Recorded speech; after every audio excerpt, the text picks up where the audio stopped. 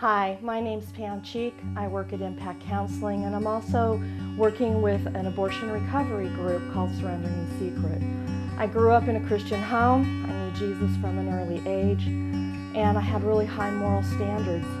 But then I went off to college and discovered the power of passion. And the result of that was I found myself pregnant and scared, and no support system that I could see. And I went down a road that led to an abortion. I lived with a lot of guilt and a lot of shame, and I swore I would never, ever let that happen again. But 6 months later, I found myself having my second abortion. They told us at the abortion clinic, just move on, just forget about it, just go on with your life as though nothing ever happened. And I tried to take that advice, and I did it pretty well for quite a while. I was in ministries, I was leading Bible study, I got married, and then my first child was born.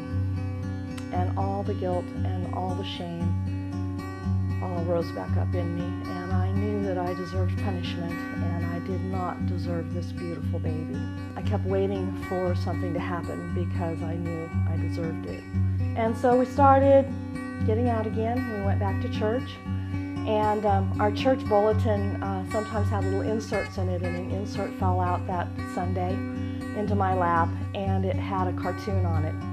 And in the first cartoon frame was a little man crying out to God, "Forgive me." And I thought, yeah, I get that.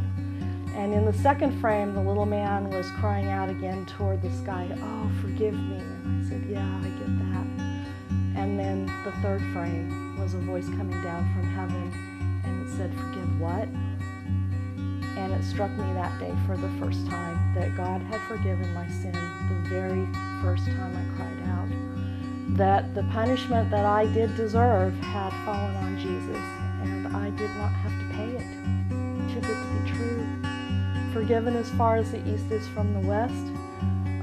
My sin in the deep ocean, and God said, "Done deal, done deal." Oh, what freedom I felt that day to know that God had forgiven me. But He had more for me, because I thought that was done deal. And then the day came when I knew that I needed to share my story with somebody else. And I thought I was sharing it with them because they also needed to know they were forgiven. But what I really discovered that day was when I spoke it, when I confessed my sin to one other person, that there was a whole new level of freedom that I didn't even know existed. We're starting a new study. It actually will start tomorrow night, but it is not too late for you to join us. My information is in the bulletin. You call me. It's in a private location. I'm the only one that'll know that you're coming. And the other ladies that will be there, they get it. They've been there too.